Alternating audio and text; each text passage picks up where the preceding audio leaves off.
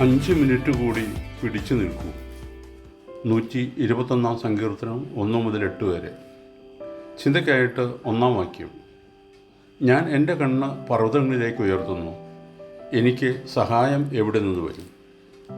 മനുഷ്യ ജീവിതത്തെ ഒരു യാത്രയായും സമരമായും തീർത്ഥാടനമായും മത്സരയോട്ടമായെല്ലാം പലരും വിശേഷിപ്പിക്കാറുണ്ട്.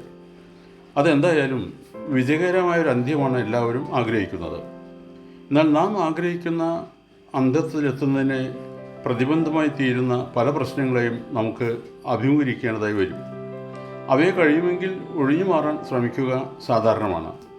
ഇങ്ങനെയുള്ള പരിതസ്ഥിതികളിൽ ധൈര്യം നമ്മെ കൈവെടിയുന്നു. ഭയം നമ്മെ പിടിച്ചടക്കുകയും മുന്നോട്ട് പോകാനുള്ള വഴി കാണാതെ നാം കുഴങ്ങുകയും ചെയ്യും. ചുറ്റും കൂരിരുട്ട്. എന്താണ് ചെയ്യുക? ജീവിതം തകരുവാൻ പോവുകയാണ്.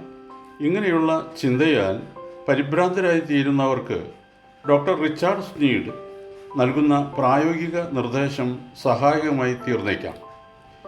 ഇനിയും ഒരു നിമിഷം പോലും പിടിച്ചു നിൽക്കുവാൻ സാധ്യമല്ലെന്ന് തോന്നുന്ന ഘട്ടത്തിലെത്തുമ്പോൾ ഒരു 5 മിനിറ്റ് കൂടി സഹിച്ചു നിൽക്കുവാൻ ശ്രമിക്കുക എന്ന് അദ്ദേഹം പറയുന്നു. ഒരിക്കൽ വെല്ലിംഗ്ടൺ പ്രഭു ഇപ്രകാരം പറഞ്ഞു: ബ്രിട്ടീഷ് ഭടന്മാർ ഫ്രഞ്ച് ഭടന്മാരെക്കാൾ കൂടുതൽ ധൈര്യമുള്ളവരല്ല. 5 മിനിറ്റ് കൂടി പിടിച്ചു നിൽക്കാനുള്ള ധൈര്യം അവർക്കുണ്ടെന്നേ ഉള്ളൂ. അതുതന്നെയാണ് നമുക്കും വേണ്ടത്. 5 മിനിറ്റ് കൂടി പിടിച്ചു നിൽക്കാനുള്ള ധൈര്യം. ഇങ്ങനെയുള്ള സഹിച്ചു നിൽക്കലിൻ്റെ സൽഫലങ്ങളെ ഉദാഹരിക്കുന്ന ധാരാളം സംഭവകഥകളുണ്ട്. ഒരിക്കൽ ഹൊണോലുലുവിൽ നിന്ന് 1200 മൈൽ ദൂരെ പസഫിക് സമുദ്രത്തിൽ സൈനികരെ കയറ്റി കൊണ്ടുപോയ ഒരു കപ്പൽ മുങ്ങി. അതിലുണ്ടായിരുന്ന ഭടന്മാർ ഒരു രക്ഷാബോട്ടിൽ കര കാണാതെ സമുദ്രത്തിൽ നട്ടം തിരിയുകയായിരുന്നു. ഏതാനും പേർ ബോട്ടിൽ പിടിച്ചുകൊണ്ട് വെള്ളത്തിൽ കിടന്നിരുന്നു. അങ്ങനെ മരണത്തോട് മല്ലടിച്ചുകൊണ്ട് പസഫിക് മഹാസമുദ്രത്തിൽ കിടന്ന് വട്ടം തിരിയുന്ന ആ പട്ടാളക്കാരെ തേടി പുറപ്പെട്ട ഒരു വിമാനം അനേകം തവണ ചുറ്റി പറന്നെങ്കിലും ഒരു തുമ്പും കിട്ടിയില്ല. ഇനി തിരഞ്ഞിട്ട് കാര്യമില്ല, നമുക്ക് തിരിച്ചു പോകാം എന്ന് പൈലറ്റ് പറഞ്ഞു. അപ്പോൾ NR ജോൺസൺ എന്ന വൈമാനികൻ പറഞ്ഞു, നമുക്ക് ഒരു വട്ടം കൂടി ഒന്ന് നോക്കാം, അതിന് 8 മിനിറ്റല്ലേ വേണ്ടൂ. പൈലറ്റ് സമ്മതിച്ചു. ഒരു പ്രാവശ്യം കൂടി ചുറ്റിപ്പറക്കാൻ തീരുമാനിച്ചു. അങ്ങനെ 6 മിനിറ്റ് പറന്നു കഴിഞ്ഞു. കപ്പലിൻ്റെ അവശിഷ്ടങ്ങൾ പോലും എങ്ങും കാണാൻ കഴിഞ്ഞില്ല. 7-ാമത്തെ മിനിറ്റിൽ ഒരു പൊട്ടുപോലെ ഏതോ ഒന്ന് അവരുടെ ദൃഷ്ടിയിൽപ്പെട്ടു.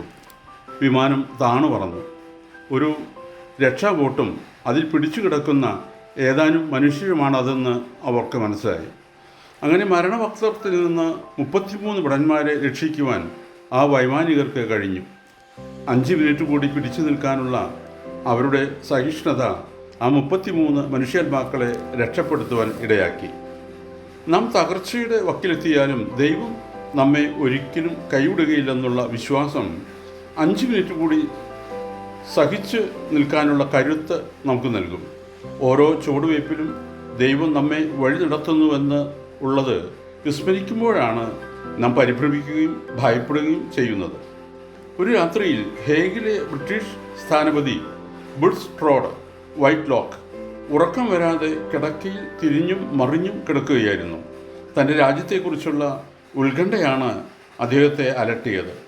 ഭാവി ഇരുളടഞ്ഞതായി അദ്ദേഹത്തിന് തോന്നി. തൻ്റെ യജമാനൻ ഉറങ്ങാതെ അസ്വസ്ഥനായി കിടക്കുന്നു എന്ന് മനസ്സിലാക്കിയ ഭൃത്യൻ അദ്ദേഹത്തിൻ്റെ അടുക്കൽ ചെന്ന് ഇപ്രകാരം ചോദിച്ചു: സാർ, ഞാനൊരു കാര്യം ചോദിക്കട്ടെ? തീർച്ചയായും ചോദിക്കാം. അങ്ങ് ജനിക്കുന്നതിന് മുമ്പ് ദൈവമല്ലേ ഈ ലോകത്തെ ഭരിച്ചിരുന്നത്? അതിനാർക്കാണ് സംശയം? അങ്ങ് മരിച്ചു കഴിഞ്ഞും ദൈവം ലോകത്തെ ഭരിക്കുകയും നടത്തുകയും ചെയ്യില്ലേ? അതിനും സംശയമൊന്നുമില്ല. സാർ, ആ ദൈവം ഇന്നും ലോകത്തെ യഥായോഗ്യം ഭരിച്ച് നടത്തുമെന്ന് വിശ്വസിച്ചുകൂടെ? അസ്വസ്ഥനായി ഉറങ്ങാതെ കിടന്നിരുന്ന സ്ഥാനപതിക്ക് ഒരു വെളിച്ചം കിട്ടി. അദ്ദേഹം തിരിഞ്ഞു കിടന്ന് സുഖമായി ഉറങ്ങുകയും ചെയ്തു.